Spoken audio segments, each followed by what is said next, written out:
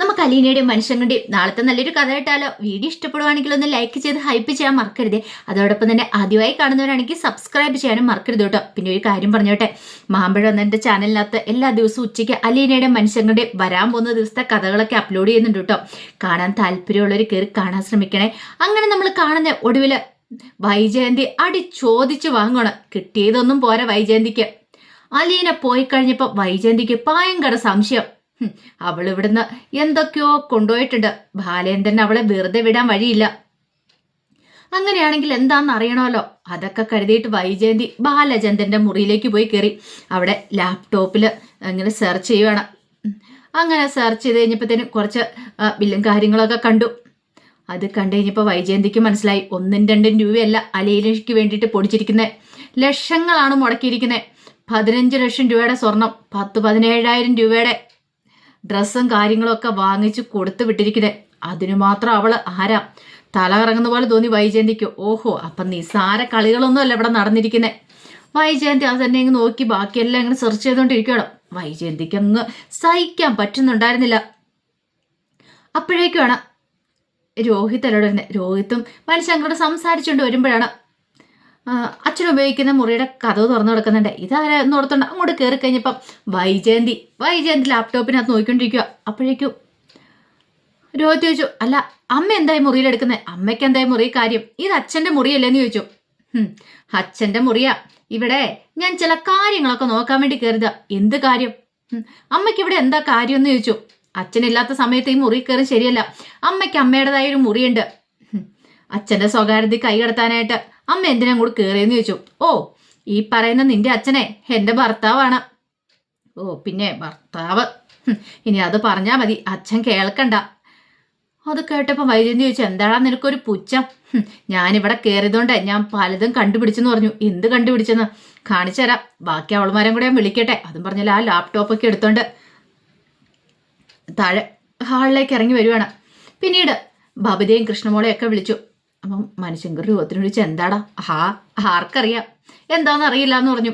അങ്ങനെ അവരും കൂടെ വന്നു കഴിഞ്ഞപ്പോഴത്തേനും വൈജയന്തി പറഞ്ഞു, അവൾ ഈ വീട്ടിൽ നിന്ന് പോയെങ്കിലും അവൾക്ക് നല്ല രീതിയിൽ തന്നെ കൊടുത്താൽ നിന്റെയൊക്കെ അച്ഛൻ വിട്ടിരിക്കുന്നല്ലേ. നിനക്കൊക്കെ വേണ്ട പണവും കാര്യങ്ങളൊക്കെ അവൾക്ക് ചെലവാക്കി വിട്ടിരിക്കുന്നത്. കൃഷ്ണമോള് ചോദിച്ചു, അമ്മ എന്താ വർത്താനം പറയണേന്ന് ചോദിച്ചു. ആർക്ക് ചെലവഴിച്ച കാര്യം പറയണേ? ഓ, ഒന്നും അറിയത്തില്ലാത്തൊരു കുഞ്ഞ്, നിനക്കൊന്നും അറിയത്തില്ലല്ലേ? ലീന എന്ന് പറയുന്നവൾക്ക് എത്ര ലക്ഷം മുടക്കിയിരിക്കുന്നറിയോ? 15 ലക്ഷം രൂപയുടെ സ്വർണം, അതുപോലെ 17,000 രൂപയുടെ ഡ്രസ്സുമാണ് കൊടുത്തു വിട്ടിരിക്കുന്നത്. ഓ, ഇതാണോ അമ്മ വലിയ കാര്യമായിട്ട് എടുത്തിരിക്കുന്നത്? അതൊക്കെ ഞങ്ങൾക്ക് അറിയാവുന്ന കാര്യമാണ്. ഞാനും കൃഷ്ണമോളും കൂടെ കൂടിയിട്ടാ അലീന ചേച്ചി ഇവിടെ നിന്ന് ഒരുക്കി വിട്ടെ. ആഭരണമൊക്കെ അണിയിച്ച ഞങ്ങളാ. ഭയങ്കര കൂളായിട്ടാണ് ബബിത പറഞ്ഞത്. അപ്പോഴേക്കും കൃഷ്ണമോള് പറഞ്ഞു, അതെ, ഇനിയിപ്പം കല്യാണത്തിന് അലീന ചേച്ചിയെ കെട്ടിച്ചു വിടുന്ന സമയത്ത് ഇതൊന്നും അല്ല, അലീന ചേച്ചിയെ സ്വർണം കൊണ്ട് മൂടുന്ന അച്ഛൻ പറഞ്ഞ്. അതൂടെ കേട്ടപ്പം ഒരു നിമിഷം വൈജയന്തി ഞെട്ടിപ്പോയി. വൈജയന്തി ചോദിച്ചു, അതിന് അവൾ ആരാ? ബാലേന്ദ്രന്റെ ആരാ അവള്? സ്വർണം കൊണ്ട് മൂടും പോലും കാണിച്ചു കൊടുക്കുന്നുണ്ട്. അല്ല, അതിന് മാത്രം എന്ത് ബന്ധം അവര് തമ്മിലുള്ളത്? ഓ, അപ്പൊ ഞാനറിയാത്ത ബന്ധം അവര് തമ്മിലുണ്ടല്ലേ? ഇപ്പോഴാണ് എനിക്ക് മനസ്സിലാകുന്നേ. ഇതങ്ങനെ വെറുതെ വിടാൻ ഞാൻ ഉദ്ദേശിച്ചിട്ടില്ല. അവര് തമ്മിലുള്ള ബന്ധം എന്താണെന്ന് എനിക്ക് അറിയണം. അപ്പോഴേക്കും മനു പറഞ്ഞു. ഇത്രയും സമയം മനു ഒന്നും മിണ്ടിയില്ല. ഇത് കേട്ടപ്പോൾ മനുവിന് ആദ്യം ചിരി വന്നു. സ്വന്തം മകളെ കുറിച്ചാണ് ഈ പറയണേന്ന്. മനുഷ്യങ്ങൾ പറഞ്ഞു, ശരി. അതെ ആൻറ്റി, ഒരു കാര്യം ചെയ്യുക, അങ്കിള് വരുമ്പോൾ കൈയോടെ ഇത് ചോദിക്കാൻ പറ്റിയ സമയം തന്നെയാ. പിന്നെ കിട്ടുന്നതൊക്കെ വാങ്ങിച്ചു കൊടുത്തണം. ഒന്നും കളഞ്ഞേക്കരുത്, എല്ലാം വാങ്ങിച്ചോണം. അതുകൊണ്ട് തൃപ്തിപ്പെടണം, അല്ലെ വീണ്ടും കിട്ടുമെന്ന് പറഞ്ഞു. അത് കേട്ടതും വൈജയന്തി ചോദിക്കിട്ട്, ചെന്തടാ നീ എന്താ എന്നെ ഭീഷണിപ്പെടുത്തുവാണോ? ഭീഷണിയൊന്നും അല്ല, ആൻറ്റിക്ക് കിട്ടിയതൊന്നും പോരല്ലേ. അങ്കിളിനെ ചൊറിയാൻ പോയിട്ടുണ്ടെങ്കിൽ അങ്കിൾ നന്നായിട്ട് മാന്തി തരും. പിന്നെ ആൻറ്റി ഇവിടെ കിടന്ന് കൈയും കാലും ഇട്ടടിക്കും. ഒന്ന് പോടാ അവിടുന്ന്. എനിക്ക് എന്ത് ചെയ്യണമെന്നറിയാം. ഈ വൈജയന്തിയെ കൂടുതൽ പഠിപ്പിക്കാൻ വരില്ല. അപ്പോഴേക്കും രോഹിത് പറഞ്ഞു, അല്ല അമ്മ എന്തിനാ ടെൻഷൻ ഇടിക്കണേ? അച്ഛൻ അലീന ചേച്ചി കൊടുത്തിട്ടുണ്ടെങ്കിൽ അത് അച്ഛൻ്റെ പണമല്ലേ. അതിന് അമ്മയുടെ പണം എന്തെങ്കിലും എടുത്തു കൊടുത്തോ? അമ്മയുടെ പണം മൊത്തം ബാങ്കിൽ ഡെപ്പോസിറ്റ് ചെയ്തിരിക്കുമല്ലേ. ഓ, അപ്പം എൻ്റെ പണമാണെങ്കിൽ എനിക്ക് കുഴപ്പമില്ലല്ലേ. എടാ, നീയൊക്കെ അനുഭവിക്കേണ്ട പണമാ. അവൾക്ക് വേണ്ടി എവിടെയോ കിടന്നൊരു വൃത്തികെട്ടവൾക്ക് വേണ്ടി, വേറൊരു വാക്കാ പറയണേ, അവൾക്ക് വേണ്ടിയിട്ട് ചെലവഴിച്ചിരിക്കുന്നേ. എന്നിട്ട് നിനക്കൊന്നും ഒന്നുമില്ലല്ലേ. നീയൊക്കെ അനുഭവിക്കാനുള്ളതാടാ, നിനക്കൊക്കെ ഭാവിയിലേക്ക്. അതെ, ഞങ്ങൾക്ക് എന്തായാലും അത് കുറച്ചു മതി. ബബിതയും വിട്ടുകൊടുക്കാൻ ഉദ്ദേശിച്ചിട്ടുണ്ടായിരുന്നില്ല. അലീന ചേച്ചി ഇവിടെ കിടന്ന് കഷ്ടപ്പെട്ടതിൻ്റെ വെച്ച് നോക്കുവാണെങ്കിൽ അതൊന്നും പോരാ. സാരമില്ല, അലീന ചേച്ചി കല്യാണം ആകുമ്പത്തേനും അച്ഛനെ ഇഷ്ടം പോലെ കൊടുത്തോളൂ എന്ന് പറഞ്ഞു.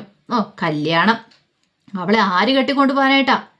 അതെ, അമ്മ അതൊന്നും ഓർത്ത് വിഷമിക്കണ്ട. അലീന ചേച്ചിയെ കെട്ടാനായിട്ട് ആൾക്കാർ ക്യൂ ആയിരിക്കും.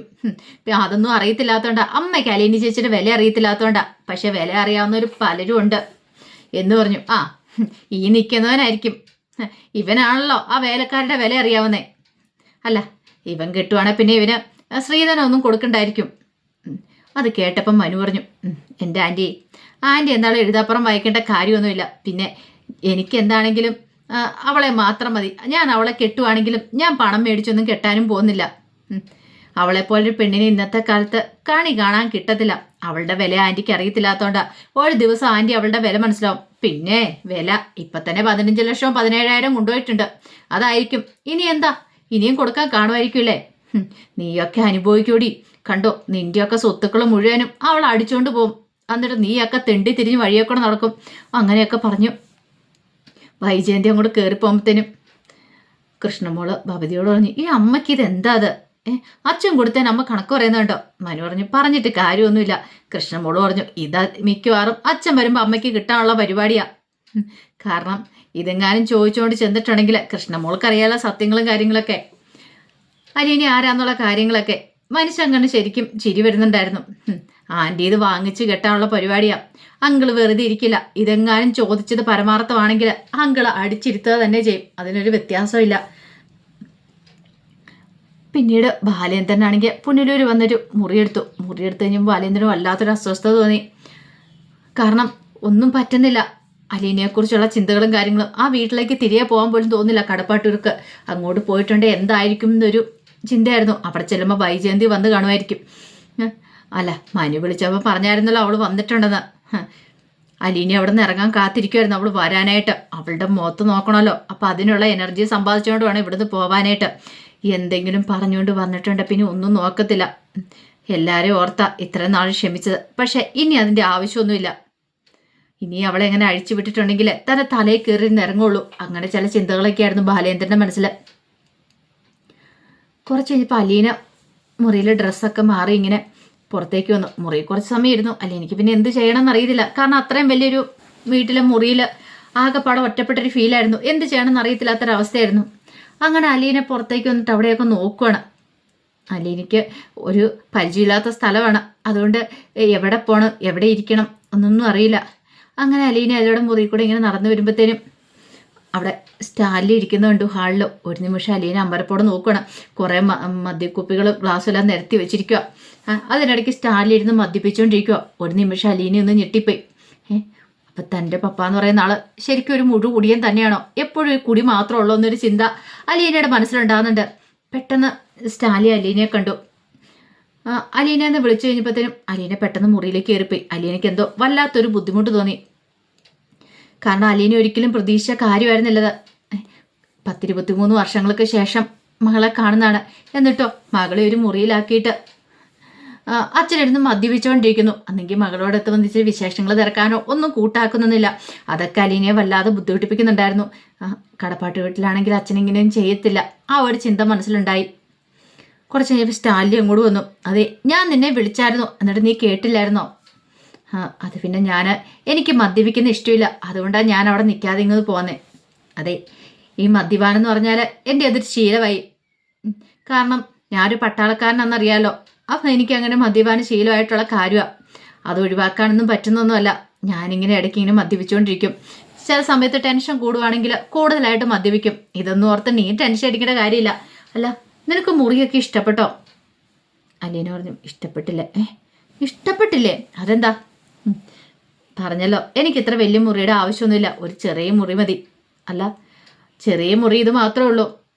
പിന്നെ നിനക്ക് ഇവിടെ എന്തെങ്കിലും ആവശ്യമുണ്ടെങ്കിൽ പറഞ്ഞാൽ മതി. ഇവിടെ ജോലിക്കാരൊക്കെ ഉണ്ടല്ലോ, എല്ലാവരും ഉണ്ട്. നീ അവരെയൊക്കെ പരിചയപ്പെട്ടോ? പൗലോസേണ്ണെ, ബൈച്ചേണ്ണെ, ആൻ്റപ്പഞ്ഞേണ്ണെ എല്ലാവരും പരിചയപ്പെട്ടു. അതെ, നീ അവരെ ചേട്ടാന്നൊന്നും വിളിക്കണ്ട. അവരെല്ലാം ഇവിടുത്തെ സെർവൻസാ. നീയാ ആരാന്നറിയാലോ? സ്റ്റാലിയുടെ മകളുവാ. അതെ, അതൊക്കെ എനിക്കറിയാം. പക്ഷേങ്കിൽ എൻ്റെ ബ്രിജിത്ത മമ്മി എന്നെ പഠിപ്പിച്ചു വിട്ടിരിക്കുന്നത് എന്താണെന്നറിയോ? പ്രായത്തിന് മൂത്തവരെ ബഹുമാനിക്കണം എന്നാ. അവരെ പേര് വിളിക്കരുതെന്നാ. ഓ, അങ്ങനെ സ്റ്റാലി ഒരു നിമിഷം ഒന്ന് അവളെ ഒന്ന് നോക്കി. അപ്പോഴേക്കും അലീന പറഞ്ഞു, അതെ ഞാൻ വെളുത്ത കൊച്ചമ്മയൊന്നുമല്ല, ഞാൻ അവളോട് പറഞ്ഞിട്ടുണ്ട് എന്നെ എൻ്റെ പേര് വിളിച്ചാൽ മതിയെന്ന്. എനിക്കതാ താല്പര്യം. കാരണം ഞാൻ ഇത്രയും കാലം ഒരു വീട്ടിൽ ജോലിക്ക് നിൽക്കുമായിരുന്നു. അതിനു മുമ്പാണെങ്കിലും ഒരു ഓർഫനേജിലുമായിരുന്നു. എനിക്ക് അത്ര ഇതൊക്കെ മതി, അല്ലാതെ കൂടുതൽ ഇത് സൗകര്യങ്ങളും കാര്യങ്ങളും ഒന്നും വേണ്ടാന്ന് പറഞ്ഞു. സ്റ്റാലി പറഞ്ഞു, അലീന നീ അവിടെ എങ്ങനെയായിരുന്നുള്ളതല്ല ഇവിടുത്തെ പ്രശ്നം, അറിയാലോ. നിനക്ക് ഇവിടെ നിൻ്റെതായൊരു വിലയുണ്ട്, അത് നീ കളയരുത്. പക്ഷെ അലീനയ്ക്ക് അത് ഒട്ടും കൂടി ഉൾക്കൊള്ളാൻ പറ്റില്ല. അലീനയ്ക്ക് ഭയങ്കര വിഷമമുള്ള കാര്യമാണ്. കാരണം മുതലാളിയും തൊഴിലാളിയായിട്ട് നിൽക്കാനൊന്നും അലീനയെ കിട്ടാത്തൊന്നുമില്ല. അവള് എപ്പോഴും ഏറ്റവും താഴെ. കാരണം എല്ലാവരുടെയും വിഷമങ്ങളും വേദനകളും ഒക്കെ അവൾക്ക് മനസ്സിലാവും. പെട്ടെന്ന് കണ്ടു കഴിയുമ്പോൾ അവൾ അങ്ങനത്തെ ഒരു സാഹചര്യത്തിൽ നിന്ന് വന്നതാ.